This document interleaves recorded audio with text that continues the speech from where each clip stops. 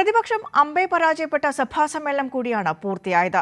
സർക്കാരിനെ വെട്ടിലാക്കാൻ വേണ്ടി കൊണ്ടുവന്ന അടിയന്തര പ്രമേയങ്ങളിലൂടെ സ്വയം കുഴിയിൽ വീണ അനുഭവമാണ് പ്രതിപക്ഷം നേരിടേണ്ടി വന്നത്.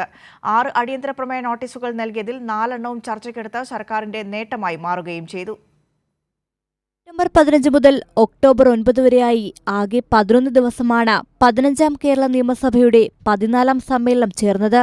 സംഭവബഹുലമായ 11 ദിനങ്ങളിൽ സഭ ചരിത്രനേട്ടം സ്വന്തമാക്കുമ്പോൾ തന്നെ പ്രതിപക്ഷത്തിനേറ്റ കനത്ത തിരിച്ചടി മറ്റൊരു ചിത്രമാണ് കാട്ടിത്തരുന്നത്.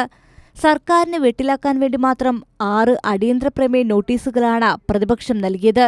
എന്നാൽ ഇതിൽ 4 എണ്ണവും ചർച്ചയ്ക്ക് സർക്കാർ എടുത്തത് ചെറിയ പ്രതിസന്ധിയല്ല പ്രതിപക്ഷത്തിന് സൃഷ്ടിച്ചത്. സർക്കാരിന് ഓരോ വിഷയവുമായി ബന്ധപ്പെട്ട കാര്യങ്ങൾ പറയാനുള്ള ഒരു വേദി ഒരുക്കി കൊടുക്കുന്ന സമീപനമാണ് ചുരുക്കത്തിൽ പ്രതിപക്ഷം സൃഷ്ടിച്ചത്. 3 ദിവസം തുടർച്ചയായി അടിയന്തര പ്രമേയം ചർച്ചയ്ക്കെടുത്തു എന്ന റെക്കോർഡും ഈ സഭാ സമ്മേളനത്തിന് സ്വന്തം. ചുരുക്കത്തിൽ താൻ കുഴിച്ച കുഴിയിൽ താൻ തന്നെ വീണ പ്രതീതിയിലായിരുന്നു പ്രതിപക്ഷം. അവസാന ആഴ്ചയിൽ അടവ് മാറ്റിപ്പയറ്റാൻ പ്രതിപക്ഷം തീരുമാനിച്ചു. ശബരിമല വിഷയത്തിൽ ഊന്നി ചോദ്യോത്തരവേള മുതൽ തടസ്സപ്പെടുത്തുന്ന സമീപനം. അവിടെയും പ്രതിപക്ഷം തന്നെ തിരിച്ചടി നേരിട്ടു. വിഷയം സർക്കാർ ചർച്ചയ്ക്കെടുത്താലോ എന്ന ഭയമാണ് പ്രതിപക്ഷത്തിന്റെ പ്രതിഷേധത്തിന് പിന്നിലെന്ന് മന്ത്രിമാർ തന്നെ ആരോപിച്ചു. സാർ, ഇത് വളരെ പ്രധാനപ്പെട്ട വിഭാഗത്തെ ബാധിക്കുന്ന പ്രശ്നവുമായി ബന്ധപ്പെട്ട ബില്ലാണ് സാർ.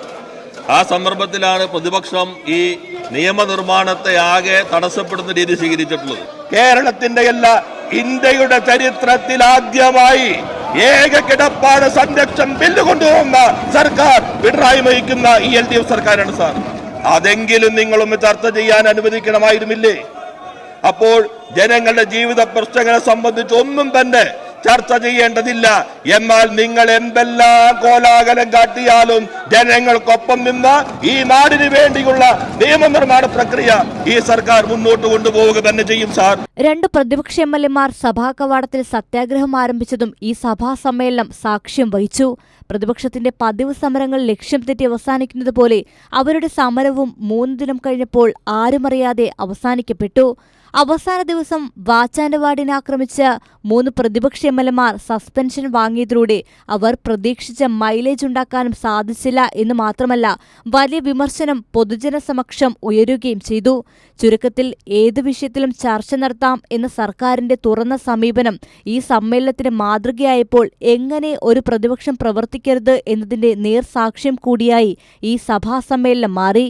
കൈരളി ന്യൂസ്, തിരുവനന്തപുരം.